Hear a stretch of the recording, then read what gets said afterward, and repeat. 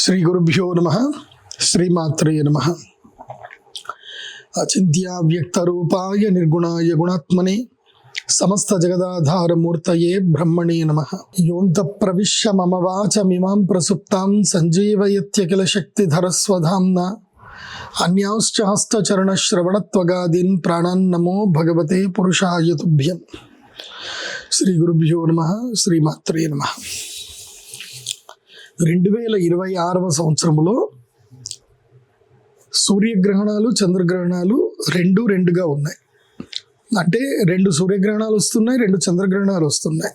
అయితే ఈసారి భారతదేశంలో కనిపించేటువంటి చంద్రగ్రహణం మాత్రం ఒక్కటి. అది మార్చి 3వ తారీఖు 2026వ సంవత్సరంలో వచ్చేటువంటి చంద్రగ్రహణం. ఇదేంటంటే కనుక అస్తంగత్వం, అంటే ఏదైతే కనుక చంద్రుడు ఉదయిస్తున్నప్పుడు, అంటే పౌర్ణమి రోజు చంద్రుడు సాయంత్రం ఉదయిస్తాడు. సో చంద్రుడు ఉదయించేటప్పుడు గ్రహణస్థుడయ్యి, అంటే గ్రహణం పట్టినటువంటి చంద్రుడు మనకు ఉదయిస్తున్నట్టుగా కనిపిస్తాడు. కొంచెము గ్రహణం మనకు కనిపిస్తుంది. ఆల్మోస్ట్ 7 గంటల వరకు గ్రహణం మనకు కనిపిస్తుంది. ఈ చంద్రగ్రహణము పాల్గొన శుద్ధ పౌర్ణమి పూర్వ ఫల్గుని నక్షత్రములో 2వ పాదంలో సంభవిస్తుంది. మరి ఈ పూర్వ ఫల్గుని నక్షత్రంలో గ్రహణం రావడం వల్ల లాభమా నష్టమా అనేది మనం క్షుణ్ణంగా తెలుసుకోవాలి. ఇంకొక విషయం, ఈ గ్రహణం ఏ సమయంలో జరగబోతుంది, ఎవరెవరికి కనిపిస్తుంది అని అంటే, వేరే దేశాల్లో ప్రారంభమవుతుంది. అంటే ఏషియన్ కంట్రీస్లో కనిపిస్తుంది, కానీ సాయంత్రం మాత్రమే కనిపిస్తుంది. కేవలము ఒక అరగంట సేపు మాత్రమే ఈ గ్రహణం మనకి కనిపిస్తుంది. ఈ గ్రహణం ప్రారంభ కాలం ఏంటంటే 3 గంటల 30 నిమిషాలకు ప్రారంభమవుతుంది. అంటే మన భారతదేశ కాలమాన ప్రకారము 3 గంటల 30 నిమిషాల సమయంలో గ్రహణం ప్రారంభమవుతుంది. 3:30, 4:30, 5:30. సో 4:30 నుంచి 5:30 ఆ ప్రాంతం లోపల మధ్య గ్రహణం జరుగుతుంది. అంటే ఏదైతే గ్రహణం పూర్తిగా జరగాలో దాని మధ్యకాలము అంటారు. ఆ తర్వాత 5:30, 6 తర్వాత విమోచన కాలం ఉంటుంది. అంటే 6 నుంచి 6:45 నిమిషాల వరకు విమోచన కాలం ఉంటుంది. మొత్తం మీద చూడాలంటే ఈ గ్రహణము 3:30 గంటల పాటు ఉంటుంది. ఆద్యంత పుణ్యకాలము 3:30 గంటలు. ఈ గ్రహణం ఎవరెవరు చూడకూడదు అంటే, పూర్వ ఫల్గుని నక్షత్ర జాతకులు చూడకూడదు, సింహరాశి వారు చూడకూడదు, అదేవిధంగా కన్యారాశి వారు కూడా ఈ గ్రహణాన్ని చూడకూడదు. ఇక ఈ గ్రహణం వల్ల ఎవరెవరికి నష్టము, ఎవరెవరికి లాభము అనేది తెలుసుకునే ముందు, ఈ పూర్వ ఫల్గుని నక్షత్రంలో గ్రహణం సంభవిస్తే ఏం జరుగుతుంది అనేది ఫస్ట్ మనం తెలుసుకోవాలి. ఎందుకోసం అంటే, ఒక గ్రహణం జరిగింది అని అంటే ఒక మంచికి ఒక చెడుకి రెండిటికి సూచన ఇస్తుంది. అది దేనికి మంచి దేనికి చెడు అనేది సూచన ఇస్తుంది. ఈ చంద్రగ్రహణం ప్రభావం చేత ఏంటంటే, పూర్వాఫల నక్షత్రంలో జరుగుతుంది కాబట్టి సస్య నష్టం ఎక్కువగా జరుగుతుంది, అతివృష్టి ఎక్కువగా ఉంటుంది, వర్షాలు పడతాయి, ఈ పంటలు మొత్తం కూడా పాడైపోతాయి, పంటలకు చీడపీడలు ఎక్కువగా ఉంటాయి ఈ సంవత్సరం. దాని మీద పురుగు మందు కొట్టి ఆ పురుగు మందు సంబంధించిన దాని ప్రభావం వల్ల జనాలు ఎక్కువగా చనిపోతారు. తర్వాత అలాంటి కలుషితమైనటువంటి ఆహారం తినడం వల్ల జనాలు కూడా అనారోగ్యాల పాలవుతారు. కాబట్టి ఇది పరాభవ నామ సంవత్సరానికి ఇది సంకేతం. అంటే ఓటమి, పరాభవం అంటే ఓటమి. ఇప్పటి వరకు ఎవరైతే కనుక గర్వమదాంతంతో మదముతోటి ఎవరైతే విర్రవీగుతున్నారో వాళ్ళ గర్వము తగ్గిపోతుంది. అహంకారం ఉన్నటువంటి వాళ్ళకి అహంకారం తగ్గిపోతుంది. ఈ గ్రహణ ప్రభావం చేత సస్య నష్టం ఎక్కువగా జరిగే అవకాశం ఉంటుంది. అకాల వర్షాలు పడతాయి, వడగండ్ల వానలు పడతాయి. రైతులు జాగ్రత్తగా ఉండాలి. ముఖ్యంగా మామిడి పళ్ళ రైతులు చాలా జాగ్రత్తగా ఉండండి. ఎందుకోసం అంటే వాళ్ళు సంవత్సరం అంతా వెయిట్ చేస్తారు, మామిడి పళ్ళు ఇక్కడ వస్తే ఈ తోటను కాపాడుకుంటారు సంవత్సరం అంతా. ఏది జస్ట్ ఈ 2 నెలల సీజన్ గురించి అని చెప్పి. కానీ ఇదే టైంలో అకాల వర్షాలు పడి మామిడి పూత రాలిపోవడము, అదేవిధంగా పిందెలు రాలిపోవడము, నష్టం వాటిల్లేటువంటి అవకాశం ఉంటుంది. దానికి సరిగ్గా సూచన ప్రాయంగా ఇప్పుడే మీరు ఏదైనా సరే దానికి పరిష్కారం చేసుకోండి. ఈ సంవత్సరము కూరగాయల ధరలు విపరీతంగా పెరగబోతున్నాయి. ముఖ్యంగా టొమాటో ధర, అదేవిధంగా తెల్లటి ఉల్లిపాయ యొక్క ధర పెరగబోయేటువంటి అవకాశాలు ఉన్నాయి. ఈసారి ఆలుగడ్డ కూడా పెరుగుతుంది, ఆలుగడ్డ కూడా ఏడిపిస్తుంది అందరినీ. కాబట్టి ఈ చంద్రగ్రహణం ప్రభావం చేత ముఖ్యంగా రైతులకు నష్టం వాటిల్లిన జాగ్రత్త పడ్డ రైతులకు మాత్రం లాభాలు మిగులుతాయి. ముఖ్యంగా ఈ సంవత్సరము ఉల్లిపాయల ధరలు ఎక్కువ అవుతాయి.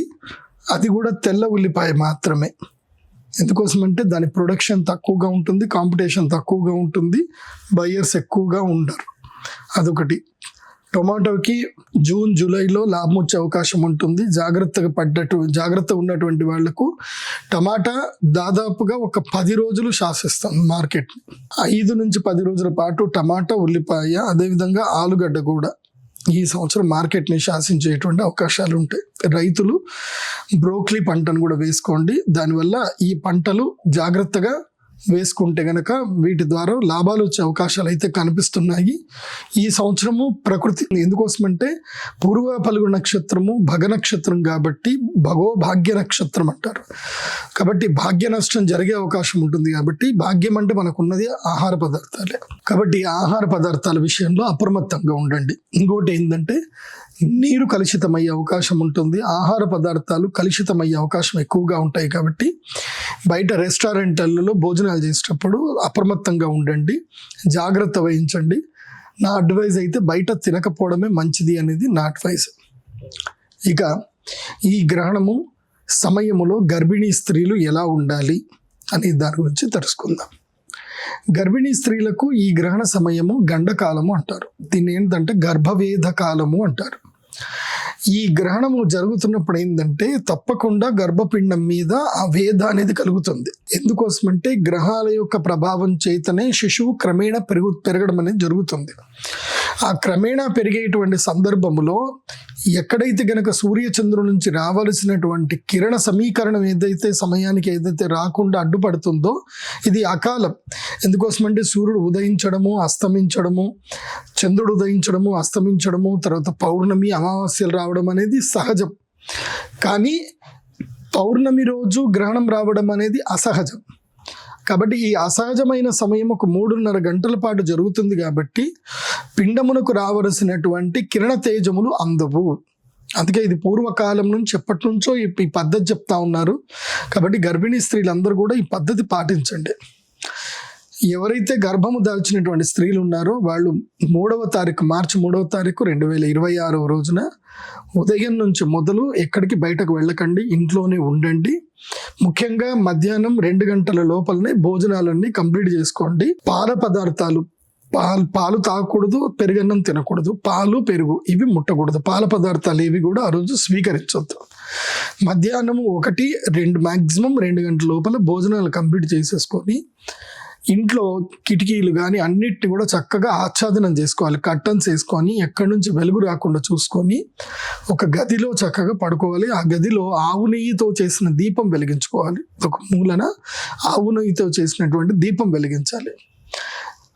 దాని పక్కనే ఒక బిందెలో కానీ ఒక కలశంలో కానీ నీళ్లు తీసుకొని అందులోపల ఒక తులసి దళం తీసి పక్కన పెట్టుకోవాలి.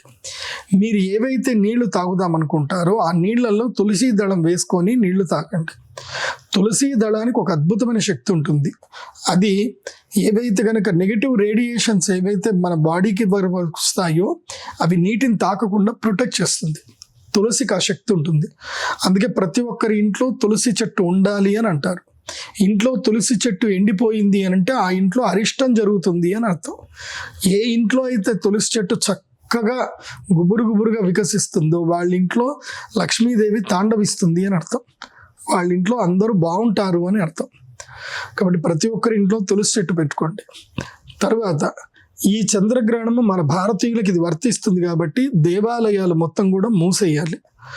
దేవాలయాలు మూసేస్తారు. అదేవిధంగా ఇళ్ళు కడుక్కోవడము, ఆలయం శుభ్రం చేసుకోవడము, ఏదైతే ఆవకాయలు వాటి మీద దర్భలు వేసి ఉంచుకోవడము, గ్రహణానికి ముందు వండినటువంటి ఆహార పదార్థాలన్నీ కూడా పాడేసేయాలి. ఏవి కూడా గ్రహణం తర్వాత తినకూడదు.